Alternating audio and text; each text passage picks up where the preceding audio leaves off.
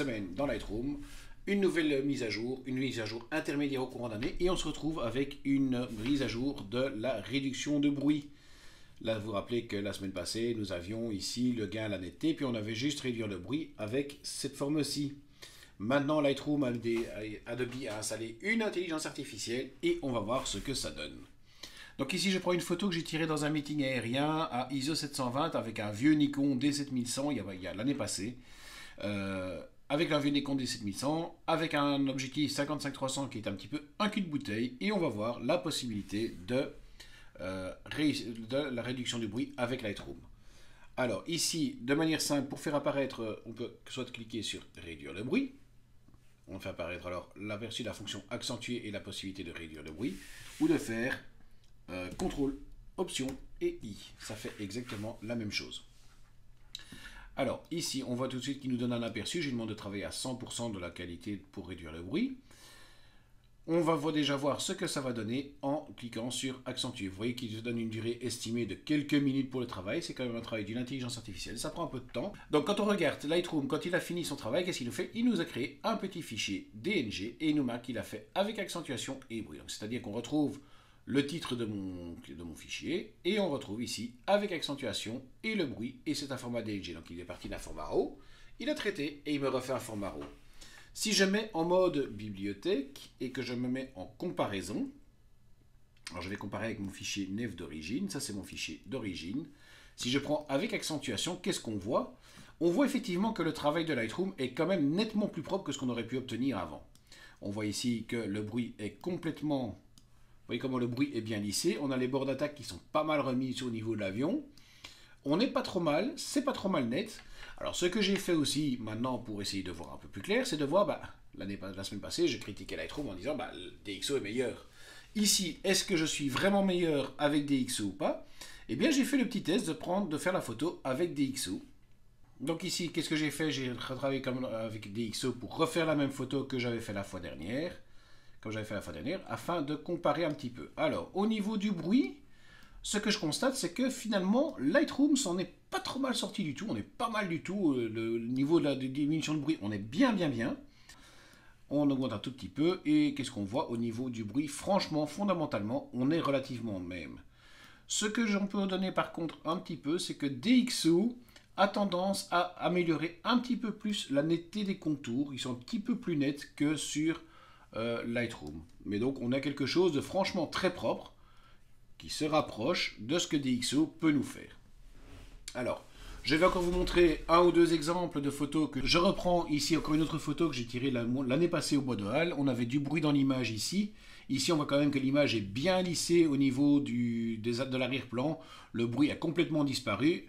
Au niveau de la netteté, ça n'a pas beaucoup travaillé, mais en tout cas, on a quelque chose de tout aussi propre que si j'étais passé par DxO pour ce genre de photos. Donc franchement, dans un usage quotidien, j'ai l'impression que Lightroom a l'air de pas mal marcher. Et alors pour une petite dernière que je vais faire, c'est que je vais aller chercher la photo dont j'ai parlé la semaine passée, la photo de Yves, voir si effectivement DxO ou Lightroom s'améliore. Et c'est ce que je vais voir avec la dernière image. Pour la semaine dernière, vous vous rappelez que Yves m'avait envoyé cette photo de cette petite mésange pour essayer de réduire le bruit. On va essayer de retravailler ici directement dans le module de développement de Lightroom. Je fais CTRL, Option I. Excusez-moi, j'ai encore vérifié les données parce que je n'ai pas l'habitude. Il me charge les données à améliorer. Il m'ouvre le panneau d'accentuateur pour réduire le bruit. Alors ici, je suis de nouveau à 100%. On va une fois voir ce que ça donne. Vous voyez comment c'est au début. Et ce qu'on peut espérer comme résultat final, on le voit ici. Je lui dis d'accentuer. Il annonce de nouveau une petite minute de travail. J'ai dit d'accentuer.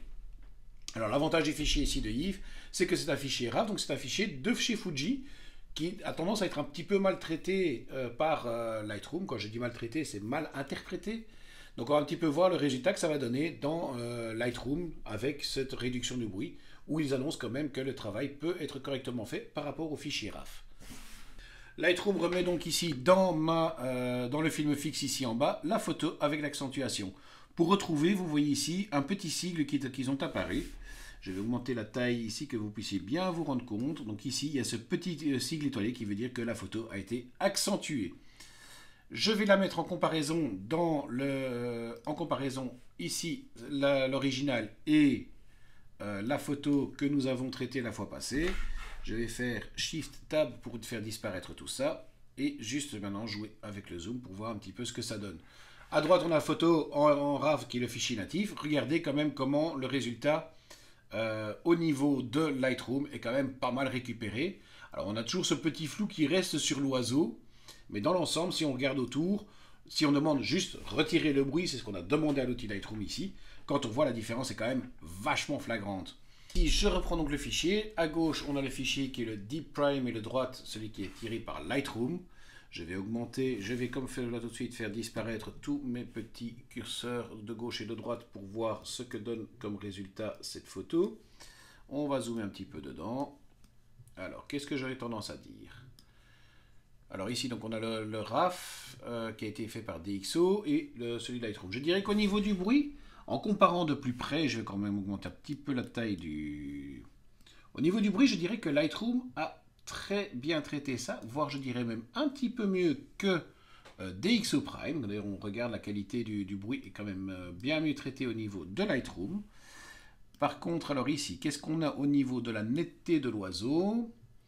Là, par contre, je dirais qu'au niveau du travail sur la netteté, ce qu'on n'avait pas demandé à Lightroom de base de faire, c'est de la netteté est largement en faveur de DxO. A noter quand même que DxO rajoute des filtres pour accentuer également. L'accentuation n'est pas la même. Ici, il faudra encore rajouter un filtre pour essayer d'augmenter ça. Je trouve par contre que le rendu de DxO est un petit peu plus croustillant que le rendu de Lightroom. Donc ça, c'est un petit peu à vous de voir ce que vous cherchez.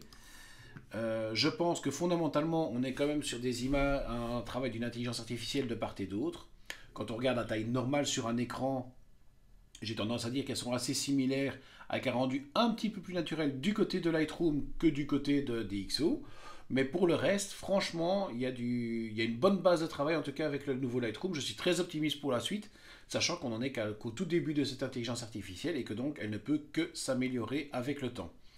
Voilà, donc pour moi, à l'heure actuelle, DxO, je l'utiliserai si je dois commencer à sortir des posters de grande taille, etc. pour être certain de bien récupérer toute la netteté dans l'image que je peux récupérer. Au niveau de la diminution de bruit, j'aurais tendance à utiliser un peu plus Lightroom vu les résultats obtenus. Ils sont assez similaires l'un à l'autre, donc si vous n'utilisez pas des posters et que vous faites que des photos et des petits agrandissements, il y a pour le moment, je pense qu'on pourrait se dire que DxO pourrait se mettre un petit peu entre parenthèses et laisser la chance à Lightroom de se développer. Ça, c'est mon avis personnel.